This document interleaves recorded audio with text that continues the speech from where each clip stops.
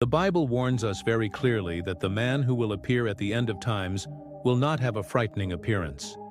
He will not be grotesque or violent at first glance. He will not have horns, nor a hateful look. On the contrary, he will be someone pleasant, well-presented, articulate, with an image that conveys security and confidence. He will be someone who speaks well, who communicates calmly, and who seems to know exactly what he is doing. A leader who does not provoke fear, but admiration. This is how the deception begins. This man will not appear as a villain, but as a solution. He will emerge at the right moment, when the world is tired, divided, exhausted from wars, economic crises, and religious conflicts.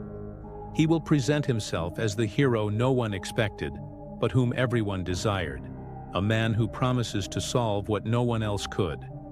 The Bible warns that this type of leader will be so convincing that he will deceive even intelligent, religious, and experienced people. The danger lies not in the direct threat, but in the silent seduction.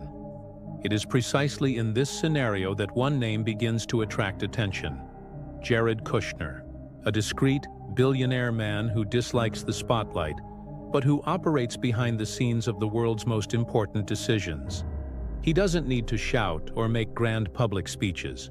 His power lies in negotiating, influencing, and deciding away from the cameras.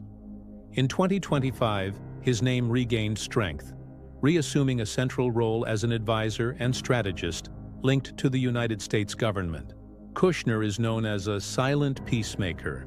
He doesn't appear as a head of state, but acts as someone capable of moving pieces that define the destiny of entire nations. Jewish, with deep ties to Israel, and at the same time respected by leaders of the Arab world, he occupies a position that few have managed to occupy. He moves between opposing sides with ease, something extremely rare in such a divided scenario. His influence is so great that he has achieved diplomatic breakthroughs where decades of attempts have failed. He perfectly fits the profile of someone who emerges offering a global solution, a simple answer to complex problems. Someone who appears at the exact moment the world cries out for help. This is how a false savior presents himself, bringing quick answers, historic agreements, and promises of stability. Therefore, the warning is urgent. The most dangerous evil is not the one that manifests itself through violence, but the one that presents itself with a smile, good intentions, and promises of a better future. The Bible never told us to expect a monster, but to be vigilant against leaders who promise to solve everything. Stay alert. Not every hero is what they seem.